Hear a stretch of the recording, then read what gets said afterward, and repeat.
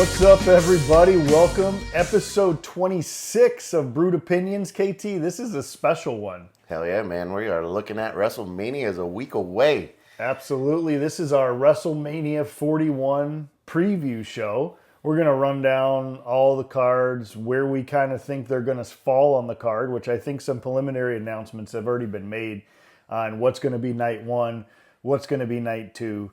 And we're just both going to main events. Yeah, Pretty there's much. a couple main events. We got some question marks about, certain titles not being defended at the biggest show of the year. Little confused by that. Kind of the whole build up to WrestleMania, but we'll jump into that as we get through these matches. I know. Let's jump right into it, dude. Like, night one, Saturday. We're in Vegas. We're at Allegiant Stadium, home of the Raiders. It's going to probably, no pictures have really come out other than just preliminary builds of the set, but I'm sure it's going to be absolutely amazing. Oh, yeah. And just imagine the crowd that place can probably hold there. It's going to be, I understand that it still hasn't been sold out. Really? But I think it's mainly because of ticket prices versus everything else. Who can afford that stuff? We thought about going, and it's Yeah. like, by the time you get the flights, the hotel, $5,000 and weekend. you probably can only afford to go to one night. Yeah. But let's jump right into night one. I think that there's no question what's going to end the night one. And that's the triple threat, which I think is probably one of the better stories building up, because it does go back years and years, but most recently it goes back to what happened at Royal Rumble, which is Roman Reigns, Seth Rollins, CM Punk with the favor being redeemed, Paul Heyman in his corner. Yeah. How do you think that's all going to play out? And is it significant that Paul Heyman's going to be in Punk's corner versus Roman's corner? I mean, I don't know. Does it really fucking matter? Because they're going to do whatever they're going to do anyway. But I love the build-up. I love how this story, out of all of them, is actually one that has got my attention building up to WrestleMania. I love the backstory. I love how they've been tying everything in. I love how Seth Rollins, the architect, just seems like he's putting his little stance everywhere, and that he's kind of puppet master and kind of everyone's emotions in this thing. He's got the upper hand because he doesn't have the tie to Paul Heyman. Yet? Yeah, which is what we're thinking. I mean, there's a lot of theories out there that this is going to end with Paul Heyman and Seth Rollins. I almost think that too many people are talking about it now that it's not going to happen, because it's almost too expected. Right. Well, especially with Seth almost going to stomp Heyman the second time after he hit Punk with it, and he says, "Now you owe me a favor," or whatever line he dropped. It was something to that extent, like, "Now I have the favor," or something. It's going to be interesting. I mean, Roman Reigns is Roman Reigns. This is a match that we all knew that was going to happen. They did a very good job of actually getting there, because Roman went off TV for a while after Royal Rumble, which he typically does, but his return was fantastic. The night of the steel cage match. This match is probably my number one match that I'm looking forward to for the whole weekend. It's the best one on the whole weekend. It's the only one that fucking matters, really. And we'll get into Cena. Yeah, there's no doubt that it's going to be night one main event, right? Oh, yeah. Well, yeah, it's CM Punk's first ever headlining. Yeah, and that was part of the contract And signing. is he really headlining? Because the real headline's Sunday night. But, I mean, that's why they kept saying he's going to close the show. Yeah. Close the show. They never said he is going to close the show Saturday night. Right. But, there's no belts in this match. No, this is just rivalry. This is just old school hate between Seth and Roman. Old school hate between Seth and CM Punk. Yeah. CM Punk and Roman with their ties to Heyman and vying for his, I don't know, either best friendship or I mean, Punk and Heyman go a lot further back than Roman, and look what. And the way Seth was doing the other night, where he was telling Heyman, Roman doesn't care about you. He left you for dead. He left you all alone when he lost to Cody. Disappeared like Roman always does. I mean, it's getting to the point with Roman where, like, I think I've said it recently. Like, yeah, he's the tribal chief, but who gives a fuck at this point that he's a tribal chief? I think Roman's almost has to, like, reinvent himself. He's still amazing. He's still awesome, but I don't know. Do you care anymore that he's called the OTC? No, I mean I don't. I mean OTC of what? His family? Okay, the family's not there. Yeah. Or they're off to I mean, they're not even on the same show as him. Yeah, it's going to be interesting what happens after this match with Roman Reigns. Mm-hmm. Like, you know, It's huge. two of these guys have to continue into something, in my opinion. And maybe this is the break we get from Roman, because if Heyman does, whether he turns coat and saves CM Punk, or if he turns coat on both of them and goes with Seth, then what is Roman going to be? If Seth goes with Heyman, it's going to take Seth to another level. A whole nother level. Which I would be good to see. I want to see Seth get away from his stupid outfits and things like that. I'm so tired of that. Like, It's the one thing about Seth I don't like. Just be a badass. Yeah. Like, just be a badass. That's the one thing you about don't have Seth to dress like an idiot. Right. Like, I'm over that whole thing. And I always feel like it's like an what the word I'm looking for? But like something to do with Macho Man. Like yeah. I don't know, like being like big and everything, but it's like, okay, enough's enough. Like, Yeah. just be Seth fucking Rollins, man. Yeah. Just be the badass that you used to be. You know, burn it down. Like, Yeah. it's so I mean, I guess, you know, our prediction on where that card, you know, I want to also do predictions of this while we're talking about them. Mm-hmm. But placement of the card, I think there's no doubt Saturday night main event. Yep. My prediction is, and this is this is not a prediction, it's a spoiler in the words of Paul Heyman. I think Rollins wins and Heyman and Rollins align. That's my prediction. Who does he screw? I think he screws Roman. over both of them.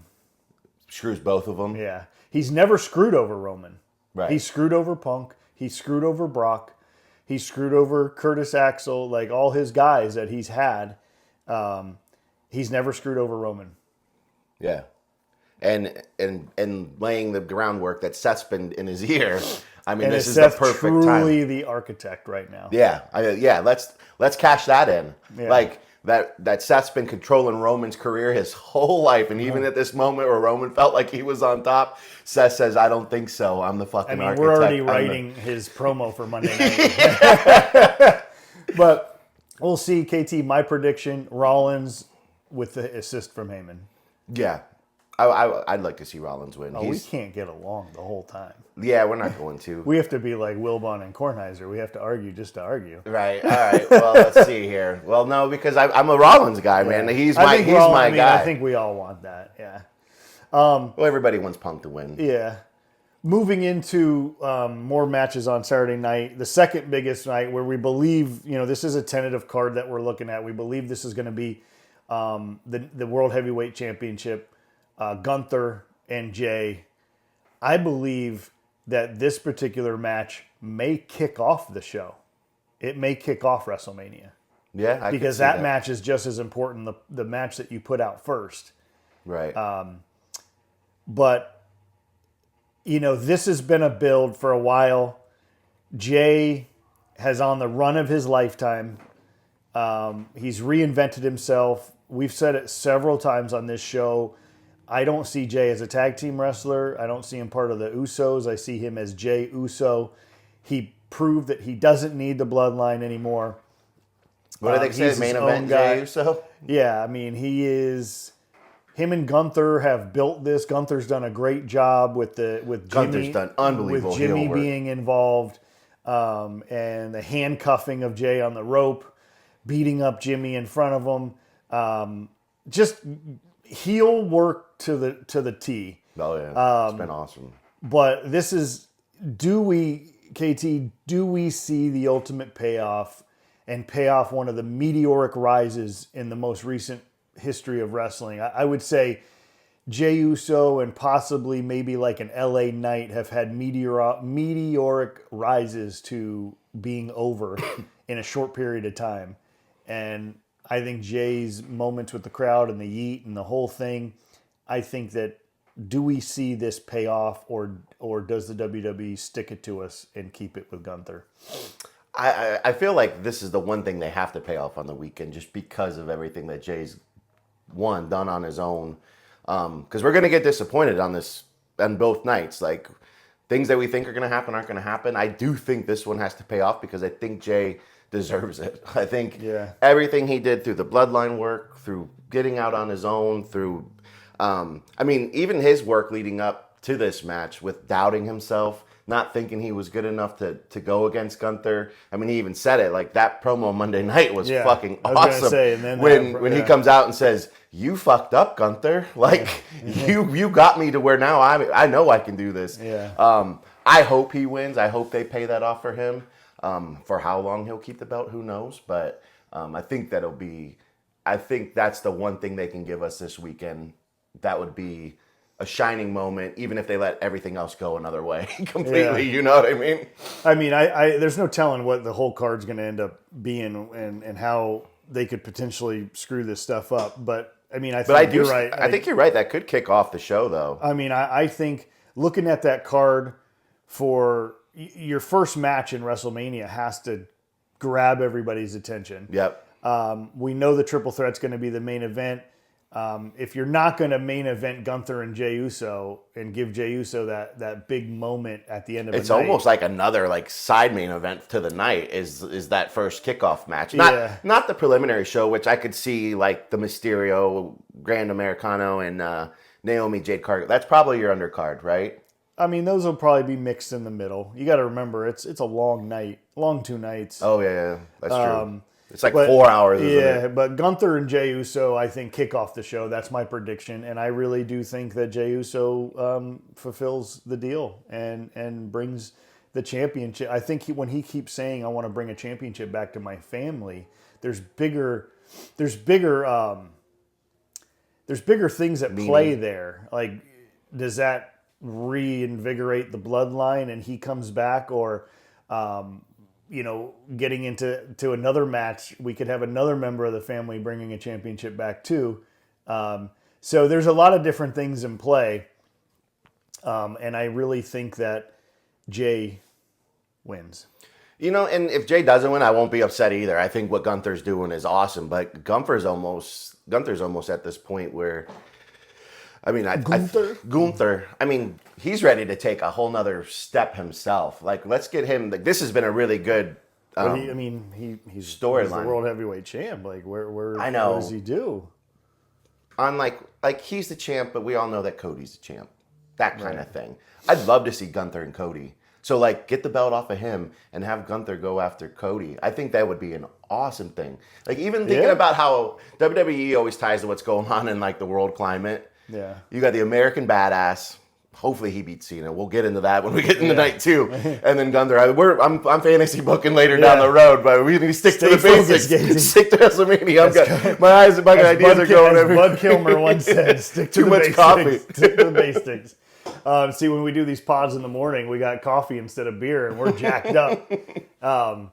But I think we both agree that Jay gets paid off. Mm-hmm. Gunther's got. I do like that philosophy of Gunther going after Cody. We saw it at Crown Jewel, and we probably won't see Cena for a while after this. Are we seeing him now? Yeah, we're not seeing him now. So that's a whole other thing. But I could see that down the road.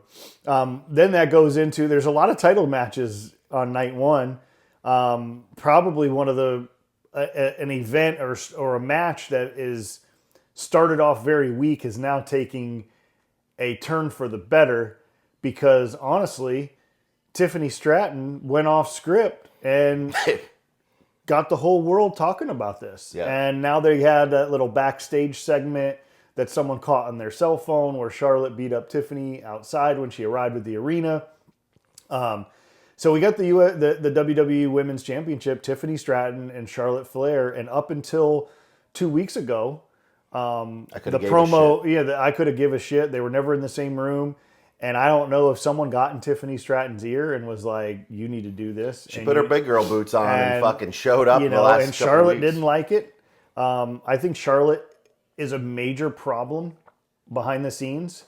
I don't think I think I read some things, and I know sometimes those are false and whatnot, but you just I feel like there's been a lot of instances in the history of women's wrestling where problems have happened with Becky Lynch and different things, and Charlotte seems to always be involved in them, and that's one thing from the outside looking in. You can see like maybe she's the problem. Well, you know what I thought was interesting on SmackDown the other night when she comes back out and destroys Tiffy after her match, that Wade Barrett got between the two of them, and you never really see that. I noticed that too, and that almost says like someone was telling Wade Barrett in the back to stop this. Yeah, and, I don't know. I was but you're right. You're 100% right, because you never see something like that happen. You'll see the refs or the backstage guys come out and try to fake pull them apart. And we all know that that's staged. But the fact that Wade Barrett, and he got like even bigger, like not that he had to against Charlotte, but like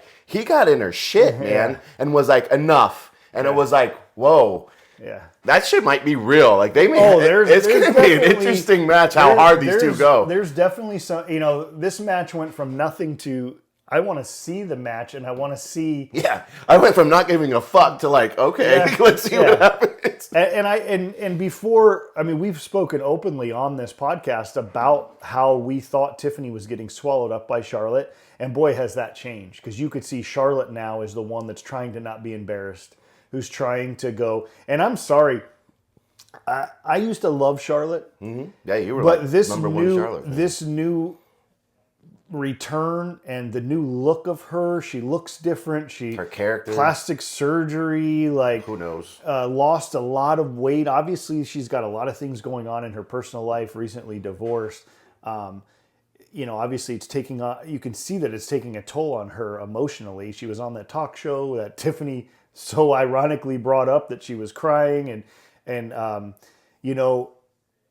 I think there's something deeper going on with Charlotte Flair on a personal level, because nobody goes through the transformations that she's gone through without self-doubt, without, a lot of different things. And being gone for so long. Yeah, and when you feel like your space has been taken. When these people go away because of injury or because of personal issues or because of whatever, just time away because they need it at some point when they're on the road 360 days of the year out of 65, like you can imagine what these wrestlers go through. And if your shit's not right on the outside, it's not going to be right on the inside. And when you come back, like you just said, like the industry keeps moving on when you're not there. How many wrestlers sit at home injured, watch their place being taken, just as they were about to be, and try to come back too soon. They try to do all this stuff because their money depends on it. Just like in pro sports, man. People trying to get back too soon, and I mean, guys that I think we can talk about. Tom Brady, Drew Bledsoe, never was the same again. Nope. He got injured, unfortunately, and the birth of Tom Brady happened. If Drew Bledsoe doesn't get hurt, we may never even heard of a Tom Brady. I mean, the things like that happen. But I think this match has a lot more intrigue now than it ever did. Mm-hmm. And I don't know where they put it on the card. It's probably just it could be second to last, right before the triple threat.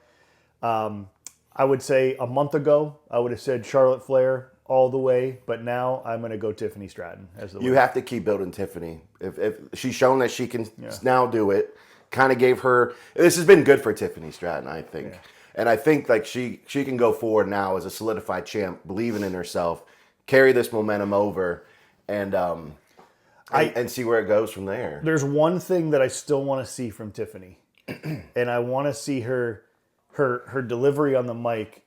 I want to get rid of the squeakiness. Get some bass, because I've heard you talk out of the ring, on camera, like videos and things like that. Your voice is normal. Yeah. I want to see more of that, and that'll help with her credibility. Less of the cutie Tiffy time. Yeah, and she's kind of evolving towards that. But if you want to be, in this, no pun intended, if you want to be the man, you got to beat the man. I mean, Charlotte's dad, I think she's going to win, but I want to see a little bit more of a tougher edge to her. Yep.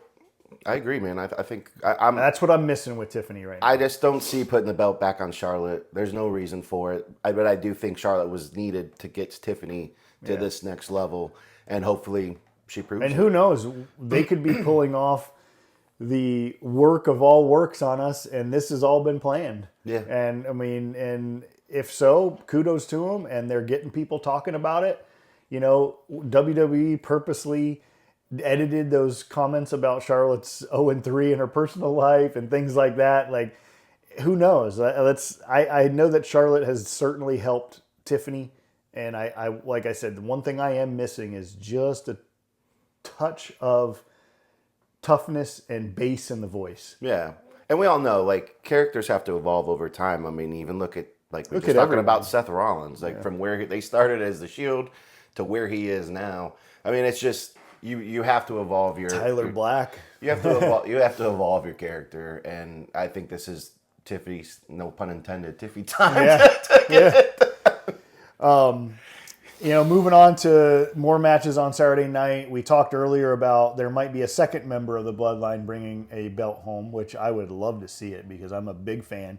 And this match is kind of developed into something. At first, it was one of those matches that you knew was going to happen, but it never did. I think we all thought Jacob Fatu was going to fight Solo, but now we have Fatu and LA Knight for the U.S. title. And Fatu destroying LA Knight the other night. And I really think that Fatu, in my opinion, I think he's a massive superstar, and I think they've got something great there. And Fatu has come into the company. He's played ball, which a lot of people questioned that he wasn't going to play ball. And now, you know, I think this match could steal the night. Yeah, and I want to see LA Knight win, man. Like, because I just think LA Knight's got something there. I don't think they... Maybe it's him. I don't know. But I don't know why he just doesn't quite... He's over with the fans, but he's not... Is he not that great in the ring? Which he's good, but he's not the best. I think I've said this from the beginning, and I've talked to you about this. I think as good as LA Knight is on the mic, He's unbelievable. and over with the fans, everything. I do honestly think that there's something lacking in the ring. Well, this makes me worry about this match with Jacob Fatu because, like, on paper, just looking at it, it's like Fatu should destroy him, like, in the ring. I mean, there's going to be... LA Knight's going to be out there by himself. Fatu's... Well, I mean, I don't know if Solo's going to be out there because now, with the recent developments, Solo could now have a match. We'll get into that later, but, you know... But you would think that'd be probably Sunday going to night. be out there. Do we see...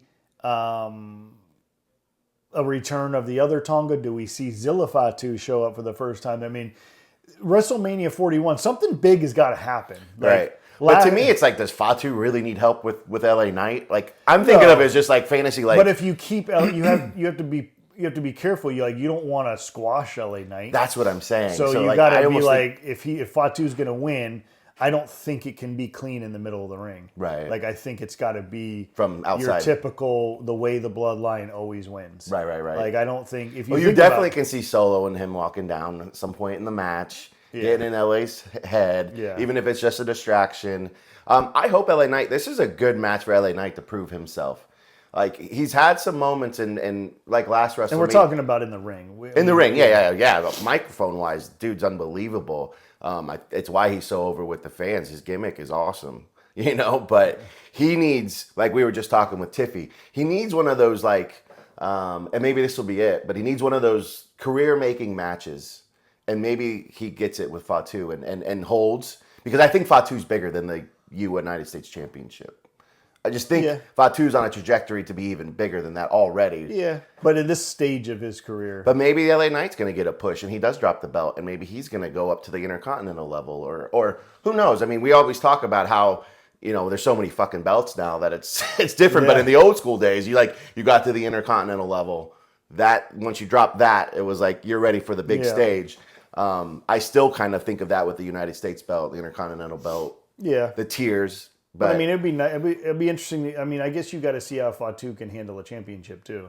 Right. That's Yeah. going to be a lot on him on the microphone. Yeah. Going to be a lot on him. And he's been great so far. Unless he's just a quiet champ within the bloodline, and they keep. I mean, fuck. Why do we keep saying? I don't even know if it's a bloodline anymore. Yeah, the family. It's still there. Yeah. Okay. I mean, okay. so my prediction is Fatu. I'm gonna go with LA Knight. Yeah. Hey, we disagree for once. There we go. On to the. I like LA Knight. On to the next thing. I think this next match was just announced. Could give a shit. Yeah, it was just announced on social media 2 days ago by Adam Pearce. I think the WWE. card filler. I bet you the writers were in the room and be like, "Oh shit, we don't have the tag titles being defended Because they're shitting on the tag division. It's the War Raiders defend their title against the New Day. There's been a new build. The New Day in this heel run, I honestly think the New Day wins the belts here. I think their trajectory, I think the War Raiders have had a very uneventful title reign. They had some good moments in the beginning with Priest and everything like that. And I think it was really cool when they won because the story of those two guys and everything they've been through, the old days of Ring of Honor, and to be able to come back and Triple H giving them back their regular names and not being the Viking conquestors or whatever they were. I do like that their image has changed because these guys have been through a lot injury wise. But the New Day, speaking of reinventing themselves, so they went from kid-friendly eating pancakes to now one of the biggest heels in the company after they destroyed Big E in the ring. And I think it's just fitting that New Day, you put the belts on New Day in a different form. I mean, I know they've been multiple tag team champions in the past, but this is not the same New Day that we remember. No, it's not. Kudos to them for reworking themselves, but I still could give a shit. Yeah, I mean, and that's just where I'm at. They announced that, you have tag. This is when I go out to the garage to get another beer. This is my moment of break from the night. And then I'm sure they'll put on a great match. Yeah, it'll be good. I mean, these guys can all wrestle. But yeah, this has been thrown together. I mean, Adam Pearce literally announced it on Facebook, or Instagram 2 days ago. We've talked and about it was this. like they were sitting in a room and like, oh shit, we don't have the tag belts. We better put a card on. And granted, your other tag champions, the Street Profits, are not in a match. And that's I'm going to get into some other stuff too, because there's a few champions that are not being represented on WrestleMania. So the Street Profits, the tag champs on SmackDown? Yeah. And this is the Raw tag belt. Okay. And if you notice, there's no championship. Yeah, there's no Street championship. Profits and there's actually a story with the Street Profits, Motor City Machine Guns, DIY. Like, there's a story there. And they'll probably throw it together Friday night. Right. And be like... We still have one Friday SmackDown. Yeah. And it's like, they'll put together a tag match in 24 hours. Yeah. Because looking at the two cards, just how it sits right now, Sunday's lineup is a little... Yeah, there's a little light compared to what Saturday night's already because rumors are, Randy Orton's match is going to fall on Sunday. They're going to have to fill Sunday night because the matches they have. I mean, the street fight could be a long one. But if you look here, KT, not only do you not have the SmackDown champions being defended, you also don't have the U.S. Women's Championship being defended, and one of the hottest people in the company. Yeah, Chelsea Green. No, they just stuck her in a women's tag. Chelsea. Chelsea Green is stuck on NXT. Yeah, which is fine. I mean, if she wants to go help, but it's like, I have issues. I have issues that we'll get into with Lyra Valkyrie. Yeah. I have issues about the biggest show in the world, and we don't have all of our titles being defended.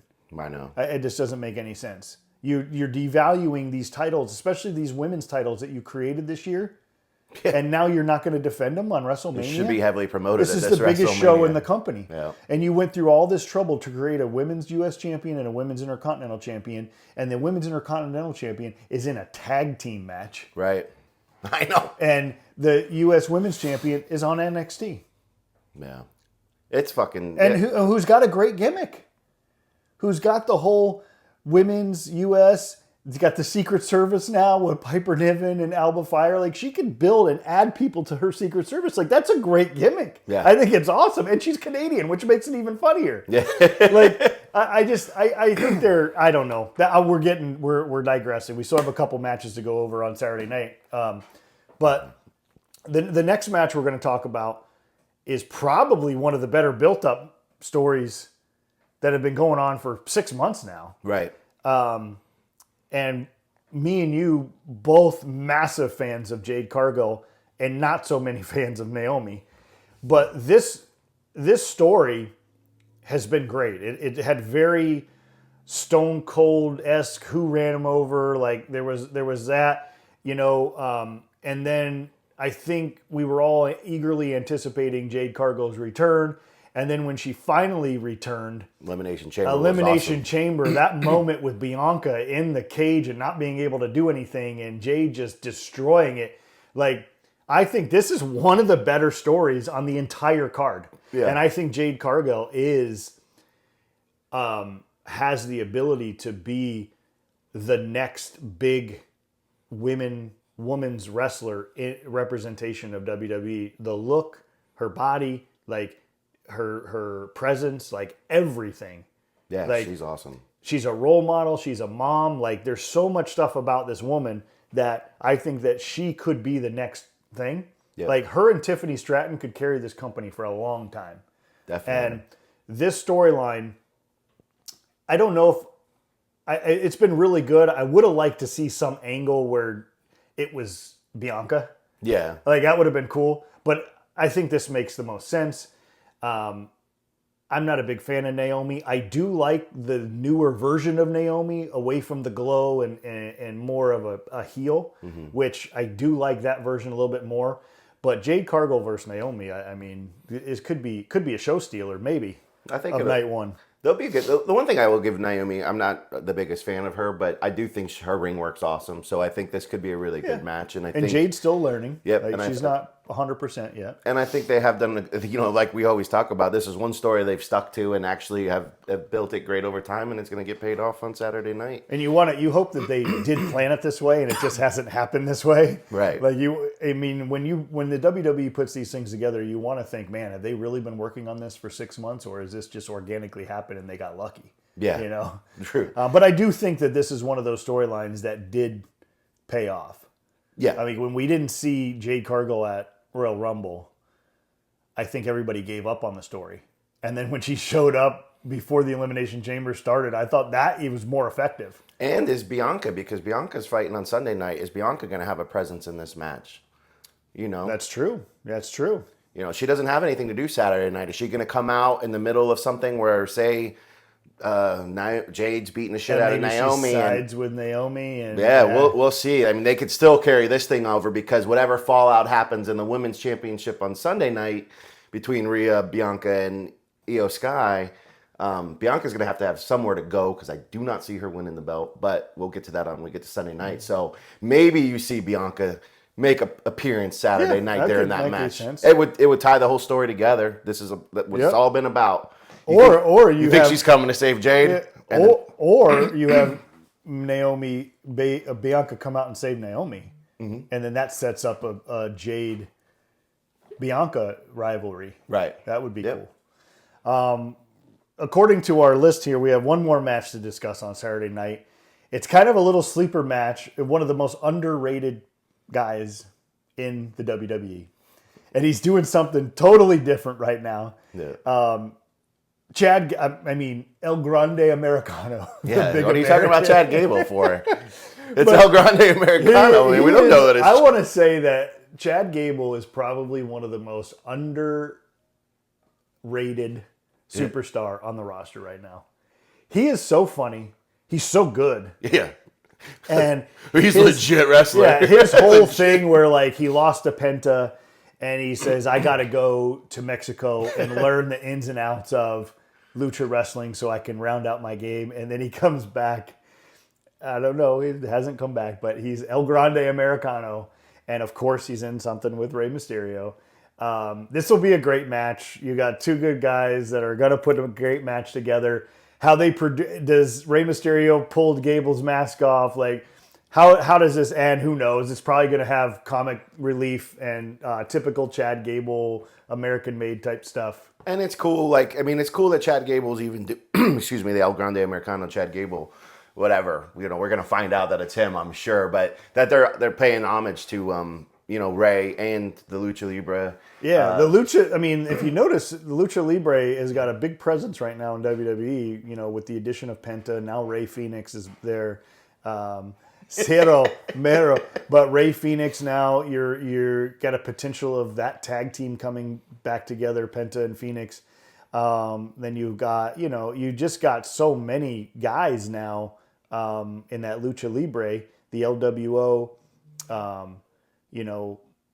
couple of those guys left off the card. You got no Santos Escobar on the card. I mean, so I think this match will be good. I think Mysterio wins, but with hopefully demasking him and everything. Yeah, I think it'll be funny. That'll be kind of mixed in the middle. It'll be cool too because you're never supposed to pull a Lucha's mask off, and it'll be cool to see Mysterio do that to him and expose him. And he did it to Chad or El Grande Americano did it to I can't think of his name, but one of the LWO members. Yeah, and it was a whole deal. So it's only and I want to see Chad Gable's reaction when he gets his mask pulled off. I hope he's like, oh, no, like these, that runs cool. to the back, No, Chad Gable does good work. I mean, even going back to his shush and starting that movement, and now he's like, gracias. But it's funny. But that's night one. Night two, I think, is still not 100% completed. There's only been 6 matches announced and one gonna be probably announced. But like we've talked about, there's no second tag match. The biggest main event of the entire weekend, and there's no doubt whatsoever that this is going to be the main event. It's the big lead up of Cody versus John Cena. Yep. This has been probably one of the biggest, John Cena, biggest heel turn in the history of the business next to Hogan. I like the angle that they took, why he turned heel. I don't understand the involvement of The Rock, even though The Rock really hasn't been there since Elimination Chamber. And honestly, I haven't missed him either. He doesn't need to be there. If they didn't do, like you said, the Hollywood grand thing, which they didn't, there's no need for The Rock to be there. Right. You haven't heard about The Rock. No. Since that night. I mean, Cena and Rhodes has taken this match on their own. Mm-hmm. No Rock necessary. No Travis Scott necessary. And I love what I'm getting from Cody. I've been very critical about Cody. And this is the Cody Rhodes that I want if he's going to be a face. Yeah. And he's cut some fantastic promos. That dig he made to John Cena when they were still over in Europe, when he was like, I think it was when Cena was trashing him for being a wannabe and a poser and stuff, and he's like, but at least I know how to wrestle. Because that's what, if we all know, that's one of John Cena's major things. People always felt like he was just pushed to the top because of his, I guess would say, look and the way how good he was on the microphone. He was kind of like an LA Knight. Cena's not the best in the ring. Like, he's good, but the fact that Cody hit him with that, I thought was fucking awesome. They have done a lot. Like, when Cody said, I want to fight John Cena, not this whiny bitch in front of me. Like, just little things like that. Cena's done great. I mean, I'm sure this is not easy for Cena to do. No, I'm sure it isn't. And, him coming out, and the reason that he said that he's turned heel was so great. Like, you guys have never embraced me. It's always been Cena sucks, Cena, let's go Cena sucks. The invisibles, you can't see me joke. Like, it's so true. Like, why he would be upset. Oh, yeah. And I don't know how good this match is going to be because John Cena he's lost a step. He's lost a step, and he can't even a lot of what Cody can do. A lot of it's going to depend on Cody. Cody's going to carry this thing. I'm sure The Rock's going to show up. I don't know if we have a huge legendary spot fest like we did last year with, do we get a Stone Cold? There's been rumors that Stone Cold has made an announcement that he's going to be in Vegas signing autographs that weekend. Do we get the Stone Cold that we didn't get last year? I mean, the glass breaking last year would have made more sense than The Undertaker. Because The Undertaker and Rock never had a big feud. Right. But the Austin and The Rock obviously did. But I guess Austin and WWE couldn't come to terms on whatever they wanted to do. But do we get the Austin interference this time? Wouldn't that be fucking something if that happens? With The Rock. Yeah. Like if The Rock is there. It'll blow the fucking roof off that do we get a Roman interference to set up Roman Rock next year? Maybe. Because Roman's night one. True. I don't think that this match can be clean. Because I just don't think Cena can go out and wrestle for 25 minutes. No. Do they put the belt on him? I think it's bad for business if they do. Me too. I've been openly critical about Cody and the champion and being stale. I've been there. But I don't think Cena's the guy. I wouldn't mind seeing Gunther be the guy, like you said, down the road. But if John Cena becomes champion... He's going to take his belt and go home. Fuck. I don't know. Like, I don't think Rhodes is going to lose. I could see possibly some massive disqualification where Cena wins, but he doesn't get the belt. Right. And that could just prolong the story even more. Which I would be okay with that. Yeah, I'm on board for Cena Rhodes to keep going. You can't get 17. Yeah. My original thing was I thought Cena was going to get it here and that it could push us even more behind Cody. But then they went with this whole angle that Cena's going to take the belt and go home kind of thing. And they haven't... Yeah, but they're not saying go home like that night. They're saying he's going to wrestle the whole year. Why would he have to? He's saying, I'm taking the belt and then I'm leaving. Yeah, I don't know. Dude, I'll be critical of this whole fucking build-up because I think it's not been as good as like what people think or maybe Cody's don't been think. doing it. I think Cody's been carrying great. I hate this part-time bullshit. Like the fact that John Cena's not... If he's not going to be at the building, put him on the big screen talking shit. Like, he should be a presence every week on whatever show he's going to be. He hasn't been on since I came back to the United States. Right. So what, he's going to show up. He's going to be in Vegas, obviously. So he's going to be here this week, Monday or... Are they in Vegas for Raw or just SmackDown? Maybe just SmackDown, but Yeah. I would have... Because they were in Seattle on Friday night. Yeah, I thought they were like SmackDown. Probably WrestleMania, California something. Raw. Yeah. I wouldn't want to be in California, but yeah, I mean, my prediction is that obviously this is the end of the night, and I believe Cody retains the belt. That's what I'm going to say. But I have How do we get there? How I feel like we've got a lot of shenanigans. Do they just bloody him up again like they did at what was it? I don't know. It just depends on the direction. When the turn they happened? go. Yeah, I mean, I can't see John Cena going and wrestling for 25 minutes.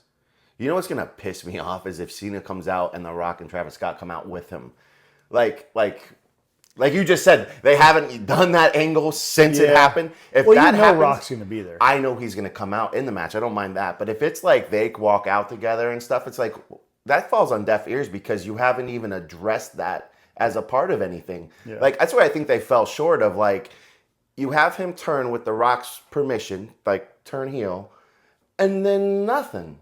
Yeah. It's been nothing at all. And it's like... I don't need The Rock.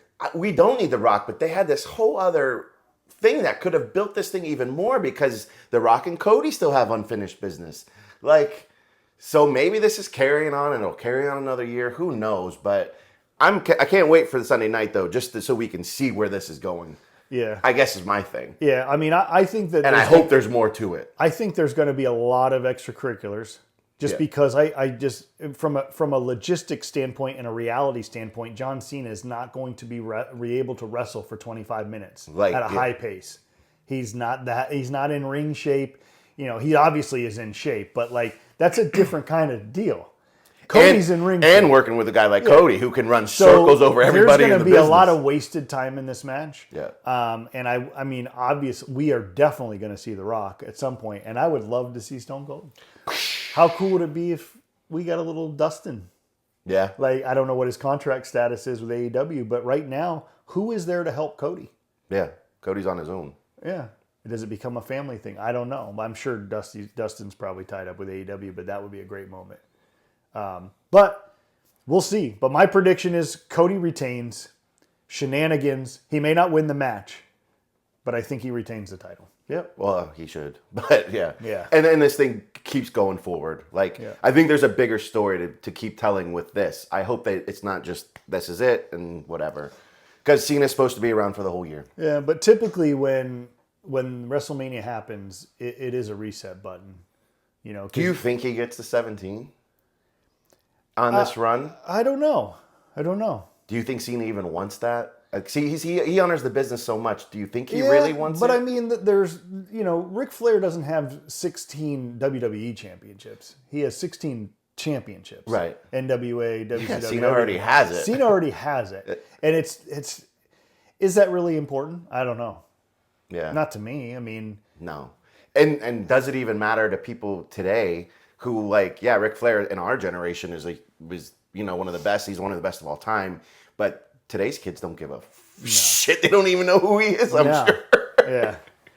But, I mean, that's going to be, as JR says, slobber knocker. Yeah. Yeah. It would be interesting to see how this one turns out, but excited for it, for sure. I think Cody Rhodes retains, a lot of shenanigans. The Rock, hopefully some Stone Cold, maybe some Bloodline introduction, maybe, some Roman Reigns. We don't know. There could be a lot going on. Punk and Cody always seem to have, like, a kinship, a friendship.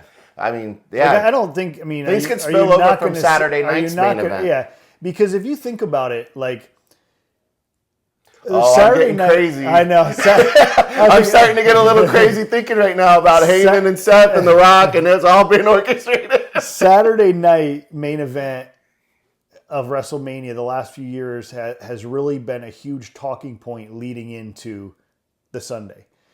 2 years ago, you had the ultimate of all tag team wins with Sami and KO, defeating the Usos and having that night leading up into the next night and eventually Cody losing to Roman. Last year, you had the Saturday night Rock, Roman versus Seth, Cody, the stipulation match leading in to night 2. Because they do want to have some intrigue into night 2. I don't know if anything from that triple threat match is going to I feel like there's finality there. Like, there's nothing else to happen. And where's my intrigue into night 2? So, who knows? We're getting crazy, and then we're building ourselves up to be disappointed. I know we are. We do this all the time. We get ourselves so fired up, and then we get pissed off when it doesn't happen. That's not part of being a fan, man. It is. On to the next, Women's World Championship. This has been a pretty interesting build-up. Io Sky, Bianca winning her opportunity at Elimination Chamber, having matches. Rhea Ripley losing the title the next night after Elimination Chamber to Io Sky, which was kind of a shock. But the focus becoming on Bianca and Rhea and basically literally pushing Io Sky out of the way, constantly pushing her out. This has turned into a nice little triple threat. Rhea signing the contract that was sitting out there. Io Sky is a very good wrestler. She lacks the mic skills because of the language barrier, which I think gives me a little bit of a disconnect. Bianca, I'm ready for Bianca to reinvent herself. I'm kind of over the Bianca thing. And Rhea is Rhea. Right. She's a beast. Yeah. But I don't think Rhea wins the belt here. No. I think they probably keep it on Io because I've liked that she's been fighting for herself. It's like the two bigger superstars, and she's like, I'm the fucking champ. I've already been a champ. I've held the championship for a while. This is my second time holding the championship. I've liked her work that way. I get what you're saying. It's hard when the language barrier, and she tries. She does awesome. She's great in the ring. She's got a great presence to her. I'm like you. I could give a shit about Bianca Belair, but not that I could give a shit because I liked her. Yeah, I just need to see something different out of Bianca. I'm just kind of the music, the hair, the everything. It's time to change a little bit. Let's mix it up. Let's do something different. Let's show your versatility as a character.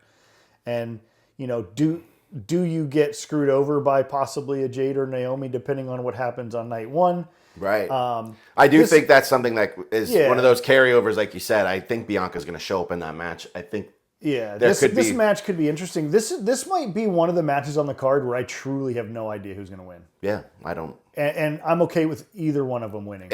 All three. Yeah, Either three. It's I think all the other we've given pretty significant predictions, but this match I really don't know who could win this match. Don't you think like if Rhea wins it again, Rhea needs someone, and I would say Charlotte, but Charlotte's we discussed her already, but she needs like the fucking man or something. Like she needs Becky Lynch. She needs a beast to go against. Yeah. All the other women in the industry right now are really good, but they're all like. I mean, that's the thing. Like I kind of see Rhea and Charlotte again. Yeah. And I say that Charlotte without no Tiffany disrespect. over. Does Charlotte put Tiffany over, right? And then comes after Rhea at night 2, and make you hate Charlotte even more, right? Because the fans have now turned on Charlotte. Yeah. She's not a face, and Rhea's over big, like as big as can be. Like that's a match. That's. But you see what I'm saying with Rhea though? She needs like because 100%. There's an echelon where like. And there's no disrespect to the other females. I don't think Becky Lynch is the answer, but I'm just saying someone with that kind of monstra, like that kind of. I do understand what you're saying. Like Liv, and even her, I don't know if she. I mean, you know who's not ready for that yet, but who could be is Raquel Rodriguez. Yeah, but she's not quite ready to be on that level. Yeah. But she's got the physicality that you're looking for. I know what you're looking for. Mm-hmm. Yeah, just like that. Liv's not that one. No. Like Liv hand to hand on the mic all day long. Yeah. But when it comes to like the physicality factor and someone that you want to see, like that's why I think Charlotte and Rhea match up so perfectly. Yeah. Is because Rhea is not going to let Charlotte do that shit to her. Right. And they could have a great thing, but it's almost like, why do we want to waste it on anything but WrestleMania? Right. I don't need to see it at fucking whatever the next pay-per-view is. I don't even know what it is. Some bullshit. But with this match, any three of them I could see winning. I really don't have a but I think horse in the race. But I think, I think we might be onto something with Bianca getting involved in that match, and then that match getting involved in this match to cost Bianca winning. Yeah, there's definitely crossovers on Io both Sky nights. could most certainly retain with no question. And do we see a return of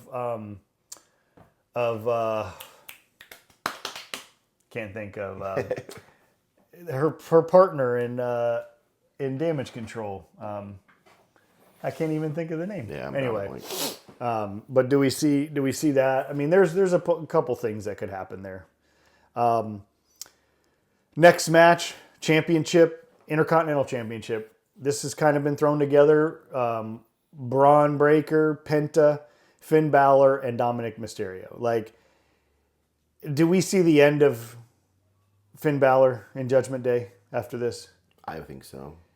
I think Dominic's going to screw Finn Balor to win the belt, and I think he should win the belt. I think Dominic should win the belt here. This guy's work needs to be paid off. Mm-hmm. And he needs to run Judgment Day by himself. Mm-hmm. Finn can be so much more than what he is right now. Penta is Penta. Yeah. I mean, he's going to put on a show. I don't think they're going to put hit belt on him. Braun is going to be severely. I mean, Finn is. I mean, Dominic has to win this match. I just think it's time.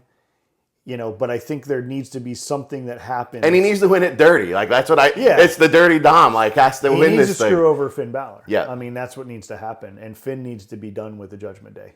Yeah. I mean, the Judgment Day's holding on by a thread because of the injuries to JD.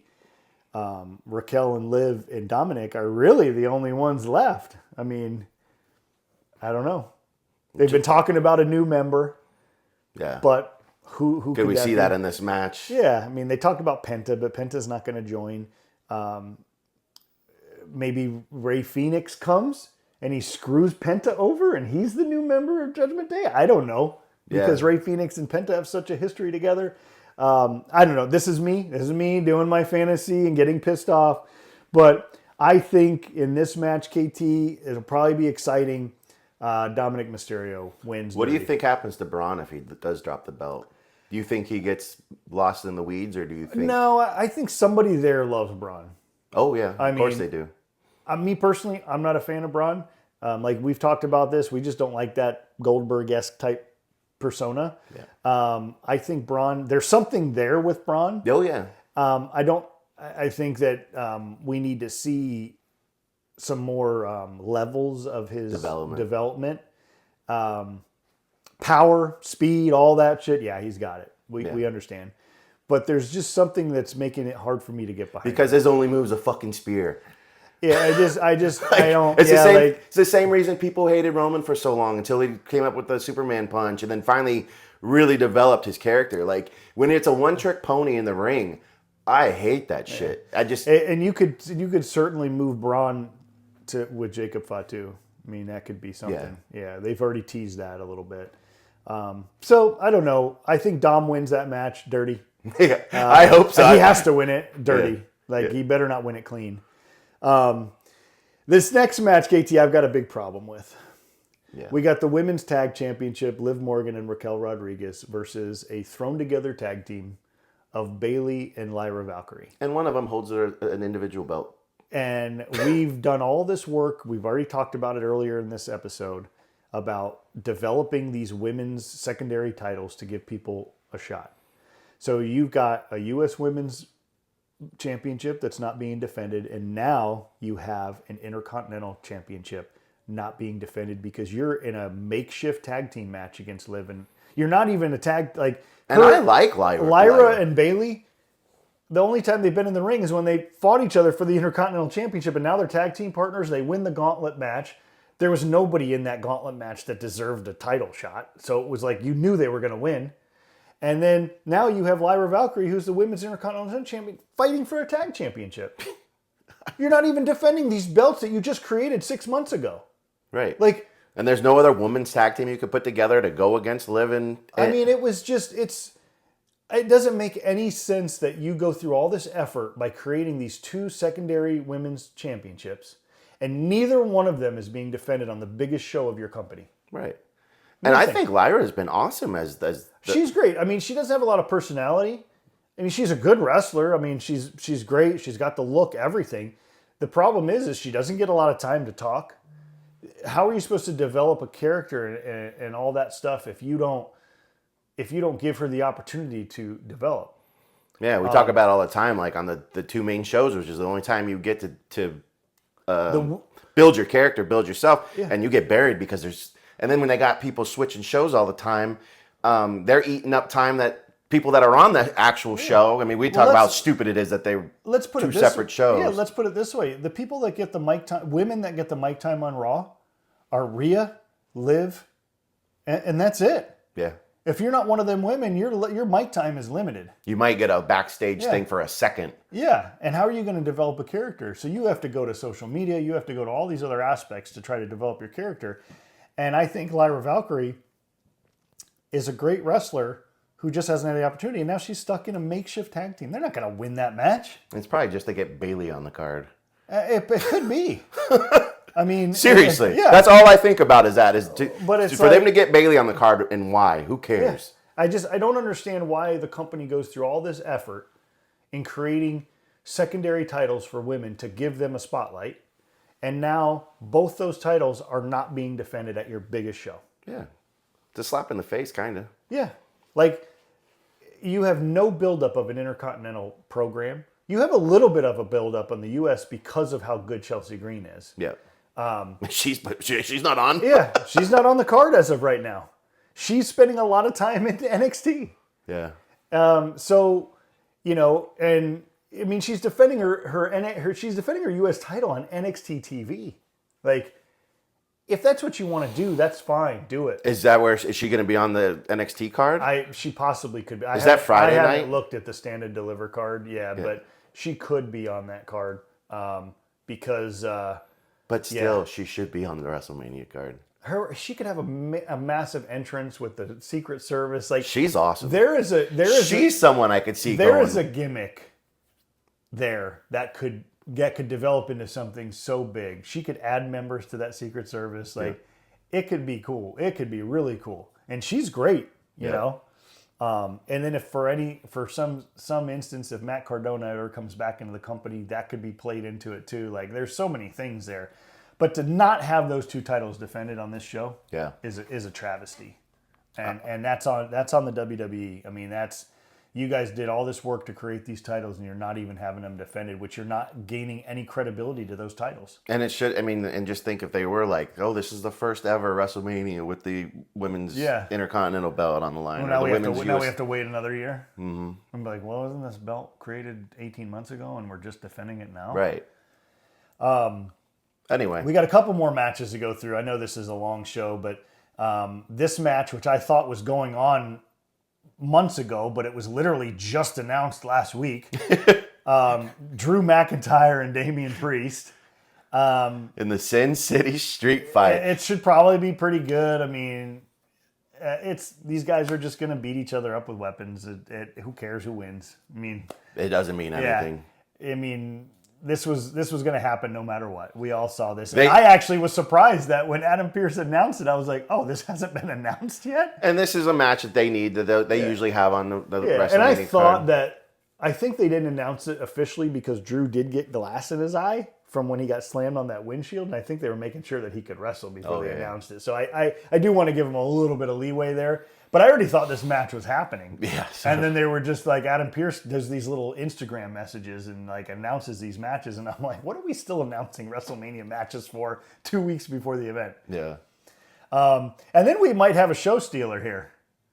The only one of the only matches on Sunday that's not have a belt, I think it could be really good. Oh, fuck is yeah. Logan Paul and AJ Styles. Oh, yeah. Man, Logan's got some serious heat, man. That crowd fucking hates him, huh? Dude, Logan Paul, you know he's going to do something crazy. Yeah. He's going to have a crazy spot. AJ is a legend. These guys are going to put on maybe a show stealer that Sunday night. I bet you these two have been working behind the scenes, just fucking putting. Because I really do think, as much as you hate Logan Paul, I think he extremely respects the business and he wants to do his best. And AJ's the perfect guy to like put him over. And we speculated what Logan Paul was going to do. We thought Logan Paul could be with CM Punk. We thought a lot of different things could happen. And who knows? CM Punk could come out and still be involved in this match because CM Punk's night one. Well, yeah. And him and Logan Paul have a lot of unfinished business to do. Oh, yeah, from the screw job at the Royal Rumble. Yeah. Yep. But yeah, that'll be good. I mean, it's one of those matches like you really don't care who wins as long as it's good. No, but I think AJ lays down and puts Logan over. Like this could be one of those moments that Logan really gets put over because AJ Styles is a big win in Logan Paul's career if he gets that under his belt. And Logan Paul has had some big wins, and he's had some great matches for a guy who's just as green as he is to the industry. Like, and he I don't really know. Does, I see Logan Paul being a future superstar, like superstar. Yeah. And now that he's committed full time, it's going to take some time to get his previous gimmick off of him with the fans. Like, he's got real heel heat, man. They fucking hate him, but he loves it. But sometimes it's hard to watch him in the ring because the fans are almost swallowing it up. And it's hard when they're that bad to you, you know. But I mean, to overcome it, it takes. You really have to like own it, like what MJF does. Not to talk about other company, but that guy can have the whole crowd booing the shit out of him, and he'll shut him up in a second. Yeah, I mean, this is going to be a great night. I mean, we still have the Randy Orton match out there. What happened to Kevin Owens? You know, I think people questioned whether it was real. I asked you yesterday, is the KO thing a work or is it for shoot? I think that, you know, obviously Friday night we had the interaction with Solo. I kind of was hoping to see Nick Aldis. I mean, we haven't seen Nick Aldis fight in a long time. Even he was the NWA champion for so many years. It would have been cool to see him wrestle Randy, but I'm sure he's not in that kind of shape after taking the RKO from Randy. But Randy and Solo, it makes sense. I mean, they've got a little bit of a history. You know, there was rumors that Aleister Black could have been his opponent because Aleister Black apparently has re-signed with WWE. Oh, really? One of the things I think we already talked about, some names that are missing on this card: SmackDown Tag Champions, Street Profits, DIY, Motor City Machine Guns. Do they throw together another tag match? They should. They have to. I mean, how do you not have your belts being defended? I like what the Street Profits are doing right now, man. They've changed their image up a little bit, and that's some glaring people off the card. I mean, I think DIY, Motor City Machine Guns, and Street Profits could put on a heck of a match. Let's just say that championship makes more sense than the women's tag championship that they got on the card already. And I get it. You're just trying to get that part of the roster on the card. But it's like, I don't know. What do you think people really want to see? Yeah. Not being mean. Just I know. No KO now. No Sami Zayn. It's almost It's almost not disappointing and heartbreaking that KO and Orton aren't going to go at it because that would have been a fucking phenomenal. And I don't know. And I hope KO's okay. Like So I mean, some big. I liked him coming out with a Bret Hart jacket on when he had to announce it. Are we going to see some surprises? I mean, they're like I said, Aleister Black. He's apparently back in WWE. Is he going to come to the main roster? Is he going to come to to NXT? Is he going to be involved with the Dark State? Who knows? There's a lot of people's contracts coming up in AEW. We're looking at one right there. Do we see a return? It's. I don't know what they can do. It's been a very sloppy build to WrestleMania 41. Nothing like the previous 2 years. The last two WrestleManias have been phenomenal. Last year maybe being the best one ever from top to bottom. Especially the main event was probably the greatest main event in the history of WrestleManias. And you know what? I was just thinking about this. Maybe they, if you think of WWE as a whole, they've had a lot happen after last WrestleMania, like the switch to Netflix. I mean, you got to think that a lot of their attention has been in these power moves they're making. Yep. That maybe they're like, the card we can just keep the show going as normal. Maybe writing suffered a little bit. Who knows? I don't know. But they've been doing so much shit on the outs in the business side of things that maybe it just and developing different shows. They got that new LFG. They've got a lot of stuff going on. Evolve. Sometimes you can become too big. The TNA but the partnership. I would with say that is the best way to do it. I mean, there's a lot of stuff. Do we see anybody from TNA show up? I don't know.